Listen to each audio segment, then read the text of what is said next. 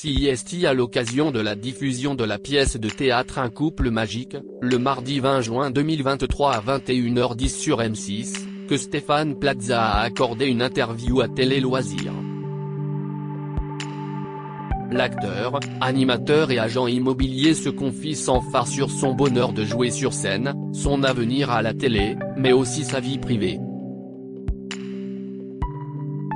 Ce mardi 20 juin 2023 à 21h10, M6 ouvre le rideau sur la pièce de théâtre Un couple magique, écrite par Laurent Ruquier et interprétée par Stéphane Plaza, Jean-Philippe Janssens et Valérie Mérès, après À gauche, en sortant de l'ascenseur en 2014, puis Le fusible en 2016, CIST la troisième fois que la chaîne diffuse un spectacle avec son animateur vedette en direct des Bouffes parisiens. Ravi de se produire sur scène et malgré son emploi du temps chargé, Stéphane Plaza ne lève décidément jamais le pied, même lorsqu'il se blesse et finit aux urgences après un accident sur le tournage de Recherche appartement ou maison. Il a même pris le temps de nous recevoir sur la scène de son théâtre favori, quelques heures avant une représentation, pour une interview sans phare sur son travail, son souhait d'arrêter la télévision avant de faire l'année de trop. Et même sur ses amours. Télé Loisirs, c'est la troisième fois qu'une pièce dans laquelle vous jouez est diffusée en direct sur M6. Comment abordez-vous cette représentation? Stéphane Plaza, c'est excitant et, en même temps, on a une pression supplémentaire car la chaîne attend beaucoup de cette programmation. Cette diffusion en direct sera un peu l'apothéose, même s'il reste quelques représentations après, on sait déjà que ce sera la plus intense. Ce sera donc joyeux, mais avec un petit pincement au cœur, parce qu'on s'aime beaucoup et qu'on a partagé une aventure extraordinaire. C'est une belle conclusion. Avec Jean-Philippe Janssens, vous formez un duo particulièrement complice. Oui. On peut penser que c'est plus facile de jouer avec un ami, mais c'est bien plus dur. Parce qu'en cas de succès, tout va bien, mais si ça ne marche pas, la pression est bien plus forte. On peut dire que la mayonnaise a pris puisque faire plus de 280 dates, dont certaines dans des zéniths, c'est du jamais vu pour une pièce de théâtre. C'est même un record. C'est un succès incroyable et on mesure la chance qu'on a. Et, à titre personnel, je ne suis pas sûr de revivre une telle expérience. En mai 2023, vous avez eu un petit accident qui a nécessité 12 points de suture au niveau du pied. Avez-vous envisagé de ne pas jouer? Jamais.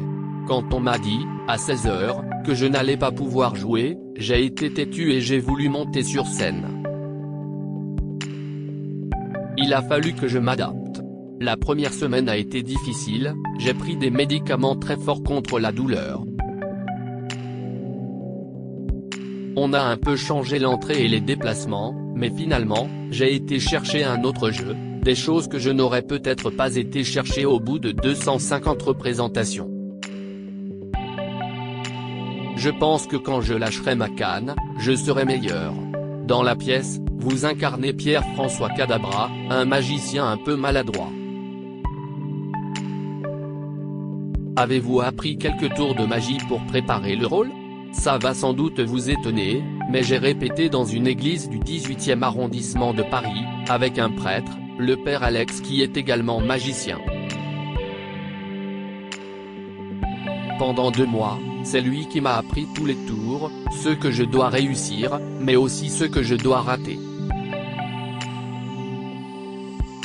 Même si je joue un magicien ringard, je devais vraiment maîtriser les gestes précis. Plusieurs magiciens sont venus voir la pièce, notamment Éric Antoine et Gérard Majax, et ils m'ont tous dit que mes tours étaient plutôt réussis et que je pouvais toujours me reconvertir un jour dans la magie. Chaque soir, lors du salut, vous faites un signe de croix avant de regarder vers le ciel. Faut-il y voir une signification particulière? Les Bouffes parisiens étaient le théâtre que connaissait le mieux ma maman, disparue en 2016, note de la rédaction, et c'est le seul à Paris où j'ai toujours voulu jouer. Ce petit geste est une façon de lui dire « merci », et regarde comme les gens sont heureux, il a les larmes aux yeux. Pour tout vous dire, la toute première captation que j'ai faite au théâtre, c'était un mardi et c'était le jour du départ de ma maman. Ce soir-là, je me suis dit, tu vas être obligé de faire sourire les gens, donc tu ne pourras pas pleurer. Je l'ai connue heureuse ici et je suis très attaché à ce lieu. Plus qu'un rituel, c'est une façon de communiquer avec elle, et je le fais chaque soir avec bonheur. J'ai fait très attention à ma consommation d'alcool ces derniers temps, affirme Stéphane Plaza. Que vous apporte le théâtre que vous ne trouvez pas dans vos autres activités professionnelles? Une excitation extrême. Jouer sur scène, c'est être sur le fil du rasoir à chaque représentation, c'est un danger permanent parce qu'on ne sait jamais ce qui va se passer. Voir les gens sourire et les rendre heureux, c'est un bonheur indescriptible. Et puis ça me permet de faire ressortir des émotions enfouies très au fond de moi. Je n'ai pas voulu travailler avec un psy mais je pense que le théâtre est une vraie thérapie pour moi. Ça me permet de travailler sur mon âme. Vous allez prochainement entrer au musée Grévin. Qu'est-ce que ça vous fait? C'est évidemment une fierté d'entrer au musée Grévin, mais ça n'est pas ma plus grosse fierté, c'est l'emplacement qui me rend le plus fier. Je serai à côté de George Clooney et Brad Pitt, dans la même salle que Barack Obama. Ma statue devrait être prête pour le mois de novembre parce que cela nécessite de longs mois de travail pour les équipes du musée. Rien que pour la couleur de mes yeux et pour mes dents, la séance de préparation a duré 2h30. J'ai donné un costume, mes baskets, et même un de mes caleçons pour habiller ma statue. Je plaisante, mais c'est une vraie satisfaction d'être reconnu par ses pairs et d'avoir été choisi. Vous avez eu 53 ans le 9 juin 2023. Quel est votre secret pour être toujours en forme de bonne humeur? D'abord, j'aime les gens.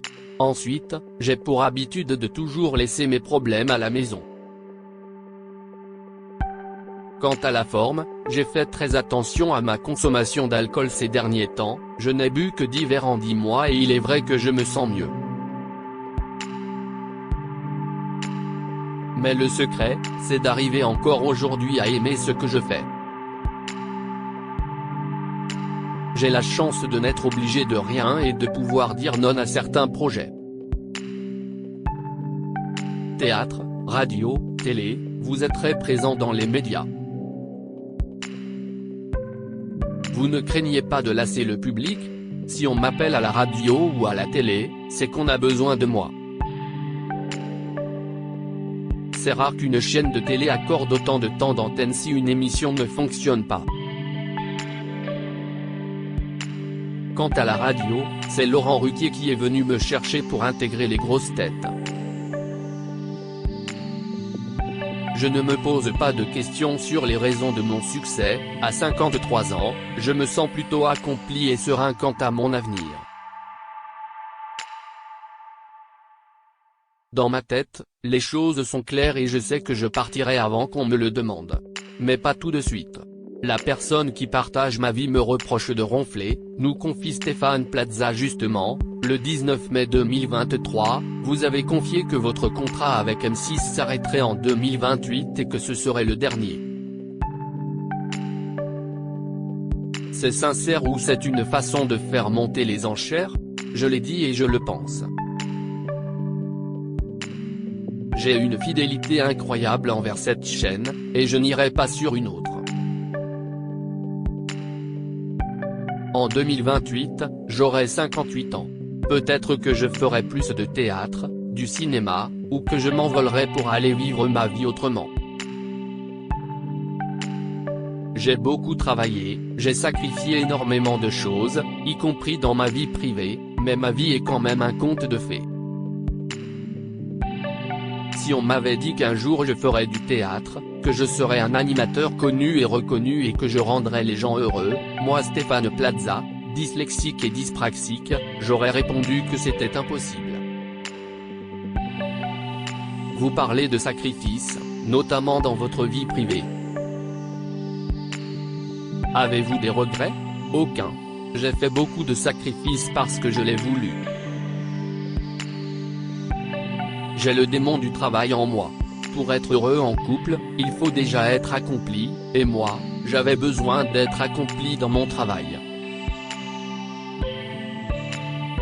Et même si vous êtes drôle, si vous êtes l'homme le plus parfait, l'absence peut peser. Les gens ne vous attendent pas et peuvent partir. Mais encore une fois, je n'ai pas de regrets dans ma vie parce que je sais qu'à 53 ans, on peut être heureux et aimé. C'est le cas aujourd'hui. Et la personne qui partage votre vie ne vous reproche pas d'être peu présent, elle me reproche plutôt de ronfler, il éclate de rire.